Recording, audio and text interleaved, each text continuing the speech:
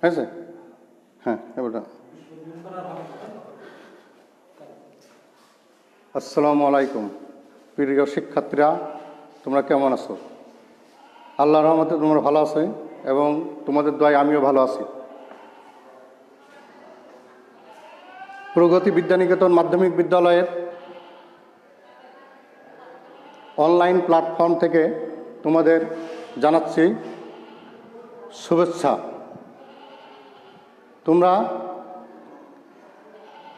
আমি মোহাম্মদ তৌফিকুর রহমান, প্রধান শিক্ষক, প্রগতি বিদ্যানিকেতন মাধ্যমিক বিদ্যালয়, মহেশপুর, ঝিনেদা। আজকে আমি তোমাদের যে বিষয় নিয়ে পাঠদান করব সেটা হচ্ছে অষ্টম শ্রেণীর বিজ্ঞান। তার আগে আমার কিছু কথা আছে। কোভিড-19 একটা মহামারী রোগ। এই রোগে লক্ষ লক্ষ মানুষ প্রাণহানি ঘটেছে। কোটি কোটি মানুষের এই রোগের আক্রান্ত হয়েছে। মার্চ মাসের 18 তারিখে আমাদের সরকার বাহাদুর বাংলাদেশ গভর্নমেন্ট আমাদেরকে স্কুল, কলেজ, মাদ্রাসা সহ সমস্ত বিদ্যালয় বন্ধ করে দিয়েছেন। তোমাদের অনেক ক্ষতি হয়েছে। সেই ক্ষতি পুষিয়ে নেওয়ার জন্য সরকার আমাদের ক্লাস নেওয়ার নির্দেশ দিয়েছে। তারই ধারাবাহিকতায় আমরা আজকে অনলাইন ক্লাস চালু করেছি। আমরা বিজ্ঞান বিষয়ে আজকে অষ্টম অধ্যায়ের রাসায়নিক বিক্রিয়া ও সমীকরণ নিয়ে আলোচনা করব।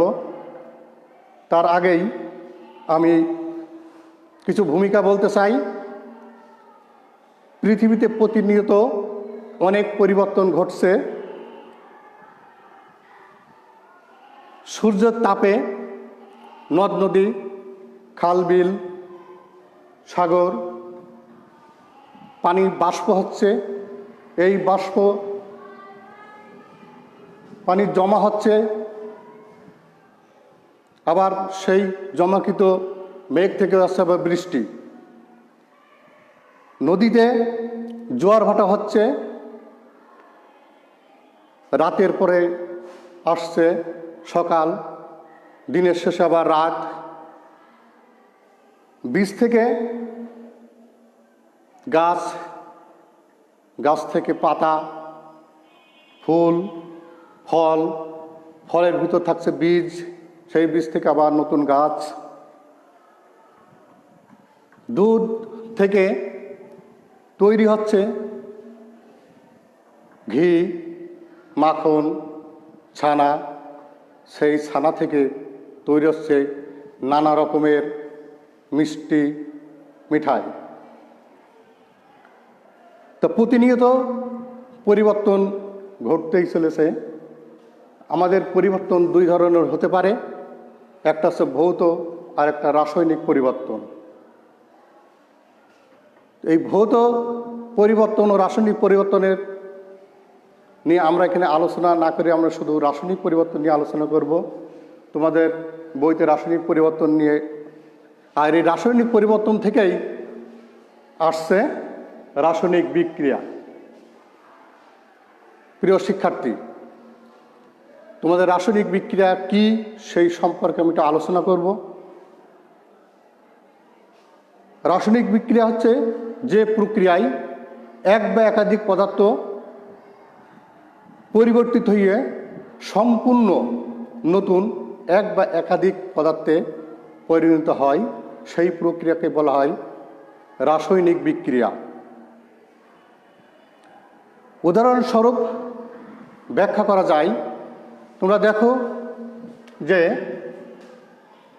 হাইড্রোজেন যোগ অক্সিজেন মিলে পানি। তাহলে অক্সিজেন আর হাইড্রোজেন গ্যাস পরস্পর বিক্রিয়া করে পানি তৈরি হয়েছে।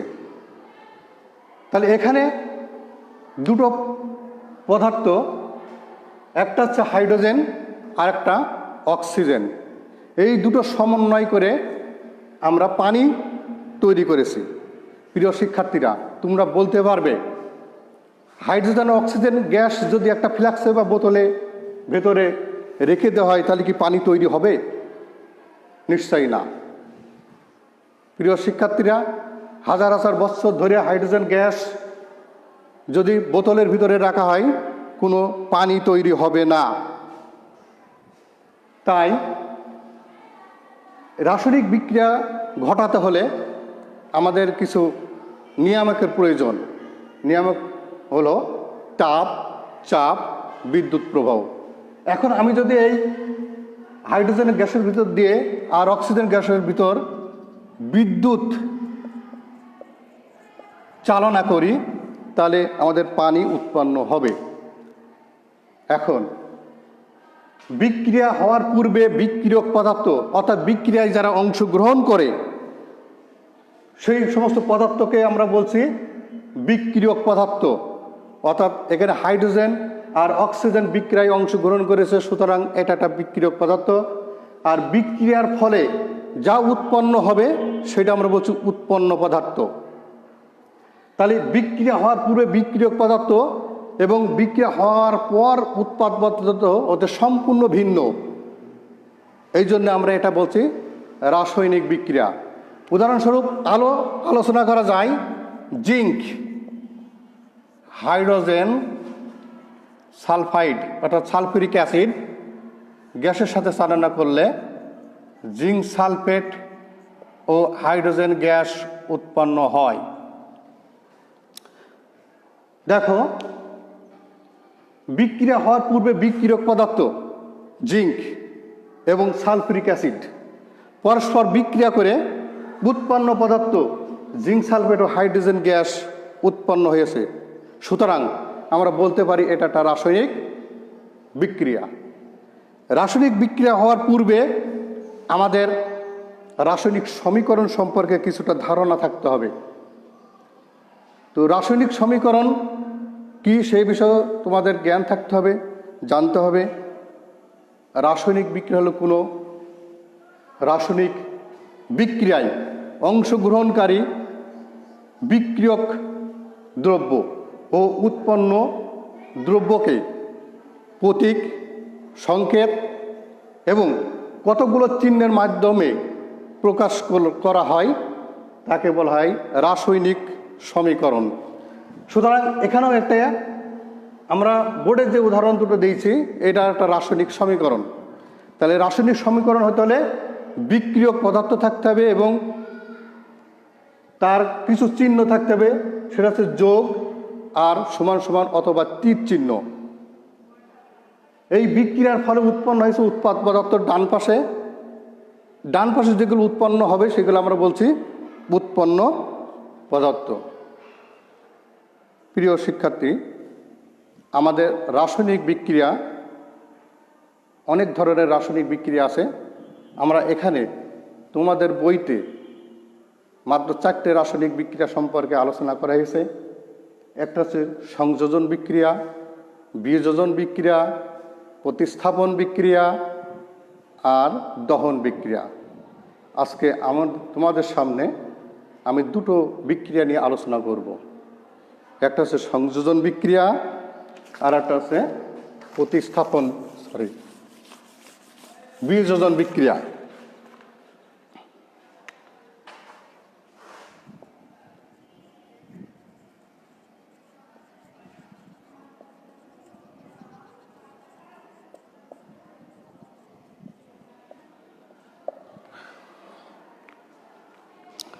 তাহলে সংযোজন বিক্রিয়াটা কি? সংযোজন বিক্রিয়া আছে যে রাসায়নিক বিক্রিয়ায়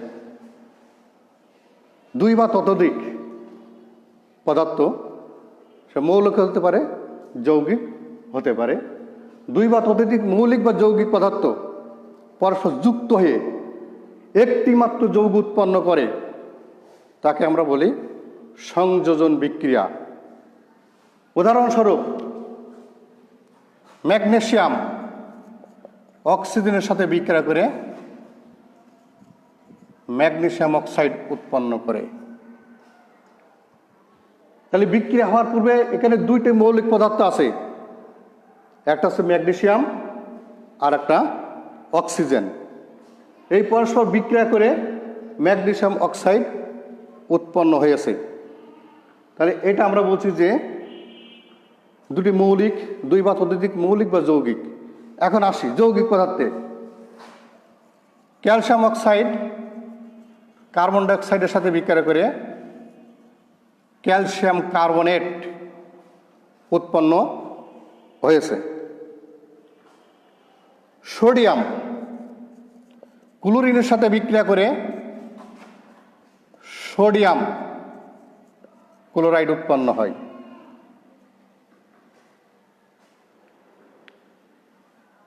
এখানে বলা হয়েছে যে দুই বা ততোধিক মৌলিক বা যৌগিক পদার্থ পরস্পর যুক্ত হয়ে যদি একটি যৌগিক পদার্থ উৎপন্ন করে তাহলে আমরা সেই বিক্রিয়াকে বলছি সংযোজন বিক্রিয়া। সুতরাং ম্যাগনেসিয়াম অক্সিজেনের সাথে বিক্রিয়া করে magnesium oxide, calcium oxide carbon ডাইঅক্সাইডের সাথে বিক্রিয়া করে ক্যালসিয়াম কার্বনেট, সোডিয়াম ক্লোরিনের সাথে বিক্রিয়া করে সোডিয়াম ক্লোরাইড উৎপন্ন করেছে। প্রিয় শিক্ষার্থী, এখানে আবার দুই ধরনের বিক্রিয়া হয়েছে। সংযোজন বিক্রিয়ার ভিতরে আছে সংশ্লেষণ বিক্রিয়া। তোমরা কি বলতে পারবে যে সংশ্লেষণ বিক্রিয়া কি? সংশ্লেষণ বিক্রিয়া দুই বা ততোধিক মৌলিক পদার্থ পরস্পর যুক্ত হয়ে যদি একটি যৌগিক পদার্থ উৎপন্ন করে তখন আমরা বলছি সেটা সংশ্লেষণ বিক্রিয়া। এখানে তিনটে বিক্রিয়া দেখানো হয়েছে। প্রথম বিক্রিয়া সংশ্লেষণ বিক্রিয়া, দ্বিতীয় বিক্রিয়া সংযোজন বিক্রিয়া, তৃতীয় বিক্রিয়া সংশ্লেষণ বিক্রিয়া। প্রিয় শিক্ষার্থী, আমি আগেই বলেছি যে সংযোজন বিক্রিয়া, তাই সংযোজন বিক্রিয়া এই সবগুলো কি সংযোজন বিক্রিয়া? কে বলতে পারবে? হ্যাঁ, নিশ্চয় সবগুলোই সংযোজন বিক্রিয়া। তাহলে প্রিয় শিক্ষার্থী, তোমাদের প্রশ্ন থাকলো যে সকল সংশ্লেষণ বিক্রিয়াই সংযোজন বিক্রিয়া, কিন্তু প্রত্যেক সংযোজন বিক্রিয়ায় সংশ্লেষণ বিক্রিয়া নয় কেন? ব্যাখ্যা করো।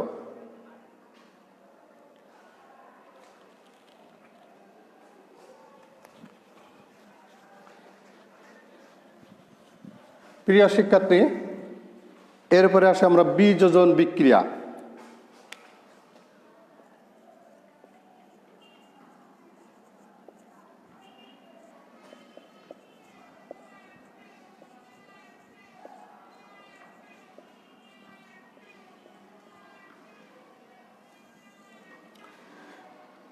বিযোজন বিক্রিয়া কি? তাহলে বিযোজন বিক্রিয়া যে রাসায়নিক বিক্রিয়ায় যৌগিক পদার্থ একটি যৌগিক পদার্থ ভেঙে দুই বা ততোধিক মৌল বা যৌগে পরিণত হয়, উক্ত বিক্রিয়াকে বলা হয় বিযোজন বিক্রিয়া। প্রিয় শিক্ষার্থী, এখানে ফসফরাস পেন্টাক্লোরাইড যদি আমরা তাপ দেই, লিকুইড অর্থাৎ তরল, তাহলে ফসফরাস ট্রাইক্লোরাইড ও ক্লোরিন গ্যাস উৎপন্ন হবে। দেখো, আমার সংজ্ঞায় ছিল যে রাসায়নিক বিক্রিয়ায় কোনো যৌগ যদি বিশ্লেষণ করায় ভাঙা হয় তাহলে দুই বা ততোধিক মৌল বা যৌগে যদি পরিণত হয় তাহলে সেই বিক্রিয়াকে আমরা বলছি বিযোজন বিক্রিয়া। উদাহরণস্বরূপ আরও বলা যায় পানি, অ্যাসিডযুক্ত পানি যদি আবার তাপ দেয় তাহলে হাইড্রোজেন ও অক্সিজেন উৎপন্ন হবে। তাহলে এখানে যদি ক্যালসিয়াম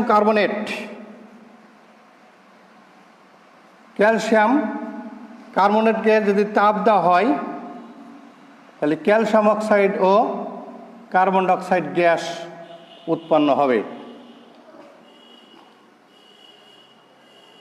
প্রিয় শিক্ষার্থী, এখানে ফসফরাস পেন্টাক্লোরাইড যদি তাপে বিয়োজিত হয়ে ফসফরাস ট্রাইক্লোরাইড ও ক্লোরিন গ্যাস উৎপন্ন হয়। ক্লোরিন গ্যাস কেমন? ক্লোরিন গ্যাস হচ্ছে গন্ধযুক্ত সবুজ হলুদ বর্ণের। এই ক্লোরিন গ্যাস যদি অতিরিক্ত হয় তাহলে আমরা দোমটকে মারাও যেতে পারি। প্রিয় শিক্ষার্থী, বিযোজন বিক্রিয়াকে আমরা বিশ্লেষণ বিক্রিয়া ভাগ করতে পারি। বিশ্লেষণ বিক্রিয়া কি?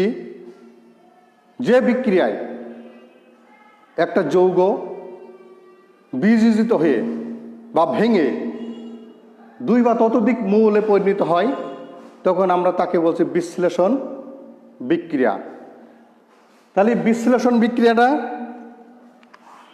যেমন ক্যালসিয়াম, এখানে লেখা আছে যে ক্যালসিয়াম কার্বনেট,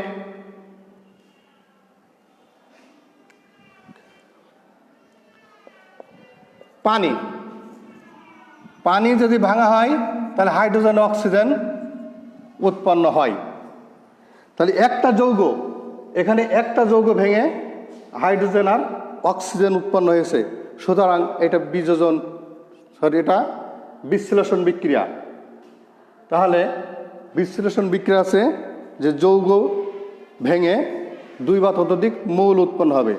সুতরাং আমরা বলতে পারি যে প্রত্যেক বিশ্লেষণ বিক্রিয়ায় বিযোজন বিক্রিয়া, কিন্তু প্রত্যেক বিযোজন বিক্রিয়ায় বিশ্লেষণ বিক্রিয়া নয়। প্রিয় শিক্ষার্থী, তোমাদের প্রশ্ন থাকলো যে প্রত্যেক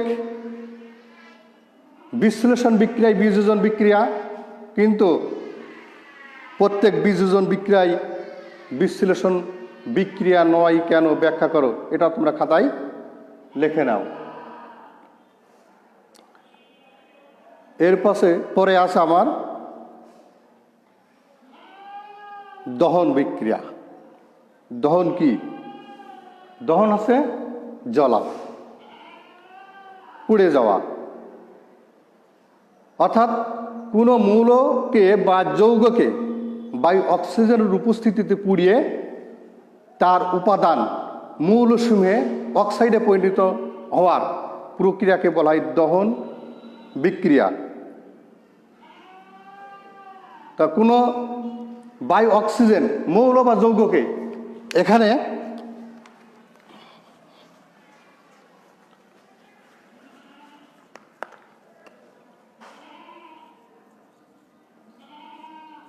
দহন বিক্রিয়া,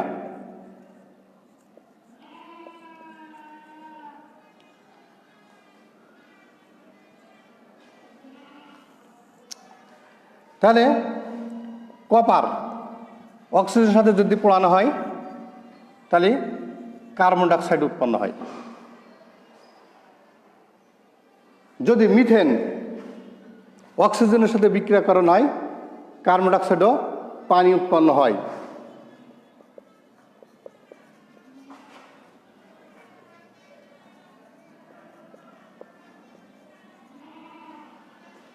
তাহলে দহন বিক্রিয়া আছে যে কোনো মৌলকে বা যৌগকে বায়ু অক্সিজেনের উপস্থিতিতে পুড়িয়ে তার উপাদান মৌলসমূহের অক্সাইডে পরিণত হয়। উক্ত বিক্রিয়াকে আমরা দহন বিক্রিয়া বলি। সুতরাং এখানে কার্বন অক্সিজেনের সাথে বিক্রিয়া করে কার্বন ডাইঅক্সাইড উৎপন্ন হয়েছে, এটা একটা দহন বিক্রিয়া। প্রিয় শিক্ষার্থী, আজকে আমরা যে বিষয়গুলো নিয়ে আলোচনা করলাম এবং বোঝানোর চেষ্টা করলাম, নিশ্চয়ই তোমরা বাড়ি সেই বিষয়গুলো নিয়ে পড়বে, বই দেখবে, তোমরা তোমাদের আমি যে কথাগুলো বললাম সেগুলো ভালো করে শুনবে এবং পড়ার চেষ্টা করবে, নিশ্চয়ই তোমরা ভালো জানবে। আর তোমরা মাস্ক ব্যবহার করবে, নিজেকে সুরক্ষা রাখবে, নির্দিষ্ট দূরত্ব বজায় রাখবে, স্বাস্থ্যবিধি মেনে চলবে। তোমাদের সবাইকে ধন্যবাদ। ভালো থাকো, সুস্থ থাকো। All the best.